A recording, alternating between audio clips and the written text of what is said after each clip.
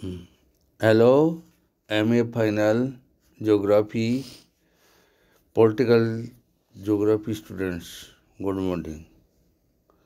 आज आपको संघवाद का भौगोलिक पक्ष, ज्योग्राफिकल एस्पेक्ट्स ऑफ फेडरलिज्म, संघवाद या संघात्मक शासन के राज्यों को अन्य शासन व्यवस्थाओं की तुलना में अधिक भौगोलिक माना गया जाता है। जैसे कि रॉबिन्सन महोदय ने के डब्ल्यू रॉबिन्सन महोदय ने लिखा या बताया है, ये federation is the most geographically expressive of all political systems. It is based on the existence of regional differences and recognized the claims of the component areas to perpetuate their individual characters. Federation does not create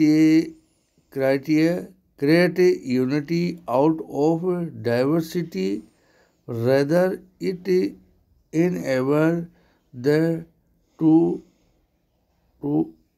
coexistence।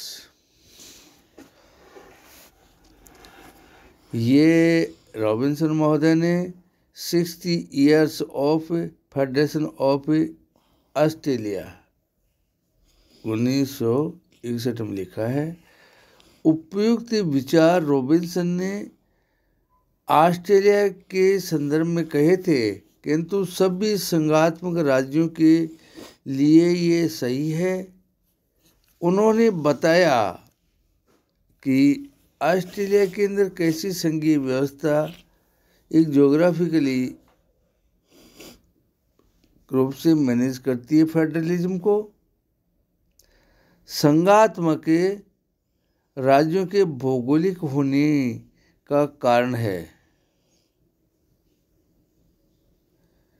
1 number, प्रत्येक क्षेत्रीय राज्य में विविधता होना, अर्थात विविधता भौगोलिक नियम है। इस विविधता को नकारा नहीं जा सकता है, उससे सामंजस्य ही किया जा सकता है, क्योंकि ये जो भौगोलिक विविधता है प्राकृतिक देन है। कहीं पर मैदान है, कहीं पर पर्वत हैं, कहीं पर नदी हैं। अब भौगोलिक एकता केंद्र पर विविध सांस्कृतिक भी आ जाती है, सामाजिक भी आ जाती हैं। तो विश्व के कितने देश हैं जिसके अंदर भौगोलिक विविधताएं हैं, लेकिन एक विविधता के होने की वजह से सामंजस्य है।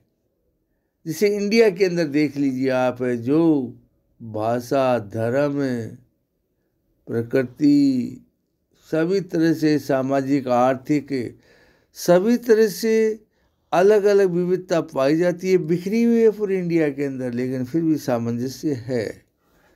2 नंबर, भौगोलिक विविधताओं में संघ एकता स्थापित करता है, उन्हें एक पटल पर मिलाता है, उन्हें साथ साथ रहकर सह अस्तित्व से रहना सिखाता है। अब आप देखिए भारत के अंदर उत्तर से दक्षिण, पश्चिम से पूर्व कितना विविधताओं से भरा हुआ है, लेकिन भारत का जो कितना अच्छा 70 साल का गौरवशाली इतिहास आपके सामने है। ये उदाहरण है विश्व के सामने। दक्षिण पश्चिम के जो विचारक थे, उन्होंने 1947 में कहा था भारत का अस्तित्व नहीं रहेगा, लेकिन आज 70 साल हो गए आपके सामने।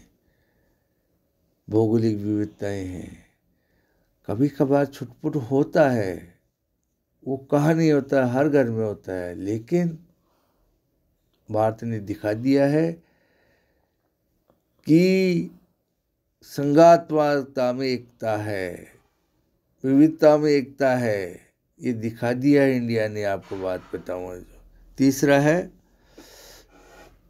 इसके माध्यम से सामाजिक एकत्व, सोशल सोलिडरिटी की भावना जागृत होती है। विभिन्न भाषा, धर्म, जाति के लोग अलग होते हुए भी संघ से संबंधित रहते हैं। अब देख लिए, इस माध्यम से सामाजिक एकत्व की भावना जागृत होती है। विभिन्न भाषा, कई भाषाएं हैं, धर्म है और जाति हैं, वही फिर इंडिया पर आता है। ये सब चीजें पश्चिम वाले देख के यहाँ पर बड़े तजुर्बे आश्चर्य करते हैं कि ऐसा कैसे है इंडिया में, क्या ऐसी शक्ति है, क्या ऐसा इन लोगों के अंदर क्या है इस तरह का, ये लड़ते हैं फिर भी एक है ये।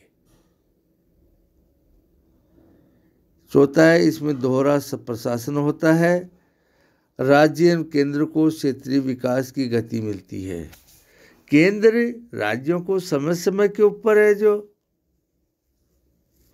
सहायता देता है, उनको डेवलपमेंट के लिए पैसा देता है, उनको दिशा निर्देश देता है। राज्य उसको उसके अंडर में काम करके अपना भी भला करते हैं, केंद्र का भी भला करते हैं। जैसे भारत के अंदर दोहरी सीमावर्ती और राज्य सूची है, सीमावर्ती सूची है। कुछ विषय सीमावर्ती में है तो कुछ राज्यों के अंदर है, दोनों के अंदर है। यही तो है इन दो के अंदर दोहरा प्रशासन में राज्य और केंद्र को क्षेत्रीय विकास की गति मिलती है। उससे है जो कई ऐसी जो विविधताओं को जोड़ने के, कि जैसे अपने रोड हैं, अंतर्राज्यीय रोड हैं, जैसे अपने राजस्थान अंतर्राज्यीय रोड है अपना, जो दिल्ली से चलता है, जयपुर होता हुआ ये जा रहा है, अजमेर होता हुआ NH 8 की बात कर रहे हैं। वो दिल्ली से आके हरियाणा के अंदर जा रहा है, राजस्थान में जा रहा है, मध्य प्रदेश में जा रहा है, गुजरात में जा रहा है, बॉम्बे में जा रहा है। 5 स्टेट के अंदर जो ऐसे जो दोहरा है मापदंड, वो एक दूसरे को प्रगाढ़ता प्रदान करता है। ट्रेन देखिए आप, है जो जम्मू तवी ऊपर से चलती है और ये नीचे सेतपुर रामेश्वर तक जाती है। आपको उत्तरांचल रेलवे, पूर्वांचल जो ट्रेनें चल रही हैं आपकी इंडिया के अंदर, बाहर के देशों की बात नहीं करेंगे, हम इंडिया की बात करेंगे ओनली। 5वां है, राज्य एवं केंद्र मिलकर आर्थिक प्रगति का मार्ग प्रशस्त करता है तथा एक इकाई का दूसरे के साथ अंतर संबंध स्थापित होता है। अतः देश के विभिन्न भागों की एक आवश्यकता देश में ही पूर्ण होने की आशा रहती है। आर्थिक प्रगति, कहीं पर इंडिया में चावल होता है तो कहीं गेहूं होता है, कहीं पर कपास होती है, आपको बात बताऊं तो कहीं पर है जो काली मिर्च, डोडा, ये सब एक दूसरे के ऊपर। पंजाब गेहूं का प्याला है, बाओ बीट है, वो पूरी इंडिया को सप्लाई करता है, बाहर भी करता है। जितनी भी कॉमर्शियल क्रॉप से साउथ इंडिया में होती हैं वो उत्तर में आती हैं। ये है आर्थिक प्रगति का मार्ग प्रशस्त करते हैं कि सभी आवश्यकताएं देश की देश में पूरी हों।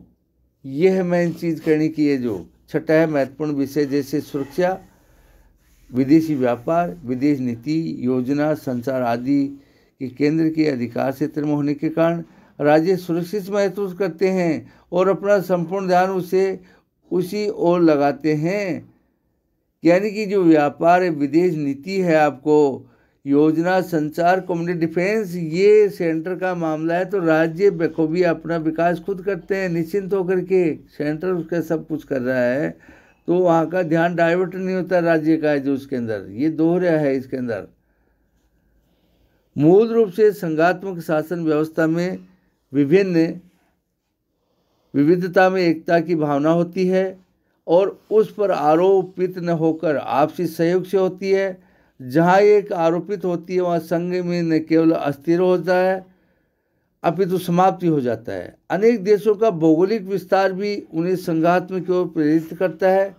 ब्राज़ील के संबंध में ब्लिज महोदय ने बड़े ही सुंदर शब्दों में कहा है, to Brazil geographical and economic permit no other form of the political territory organisation than federalism. संघ के विभिन्न भागों में भी विविधता होना स्वाभाविक है।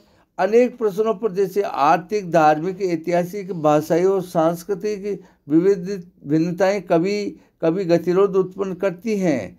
संघात्मक शासन मात्र राजनीतिक एकता का ही प्रयास नहीं करता, अपितु सभी क्षेत्रों को उनकी सांस्कृतिक धरोहर को पूर्ण सम्मान देता है। यदाकदा क्षेत्रीयता को लेकर या राजनीतिक उद्देश्यों के नए राज्यों की मांग उठती है, आवश्यकता होने पर बनाए भी जाते हैं। भारत में हरियाणा, पंजाब, गुजरात, महाराष्ट्र तथा उत्तरी पूर्वी भागों में प्रांतों का बनाया जाना इसका उदाहरण है। वर्तमान में भी कुछ क्षेत्रों में इस प्रकार की मांग उठती रही है। भारत ही नहीं, अन्य देशों में भी इस प्रकार की क्षेत्रता की मांग उठती रहती है। यहाँ तक कि साम्यवादी सोवियत संघ में भी इस प्रकार के क्षेत्रीय प्रांतों की मांग होती रही है। संक्षेप में ये कहा जा सकता है कि संघात्मक राज्य निस्संदेह एकात्मक राज्यों की तुलना में अधिक भौगोलिक होते हैं, अपितु यह उसकी सफलता का मापदंड ही नहीं है, अपितु सफल होते हैं। जितने उदाहरण हैं, ये कोई ज़रूरी भी नहीं है। जैसे आपको बात बताऊं, चेकोस्लोवाकिया और यूगोस्लोवाकिया का विखंडन हो गया। सोवियत समाजवादी, गणतंत्र समाजवादी का अलग अलग देश संघात्मक के एकात्मक थे, हो गया। लेकिन कई ऐसे देश हैं जहां पर संघात्मक अपनी सफलतापूर्वक अपने गौरवशाली झंडे गाड़ रहा है। उसका उदाहरण है ऑस्ट्रेलिया भी है, उसका है जो इंडिया भी है, उसका उदाहरण आपको बताऊँ। यूएसए भी है, आपको बात बताऊँगा जो ये है, आपको बात बताऊँ। अंत में दीक्षित महोदय के कथनानुसार इसको समाप्त किया जाता है। Although of the special relevance to political geography, federalism may also be of the interest of the social geographer interested to in social integration and diversity, to the economic geographers study the role of political institutions in economic growth, and to the historical geographers evaluating special intersections in the genesis and evolution of some of the new nations. धन्यवाद, thank you.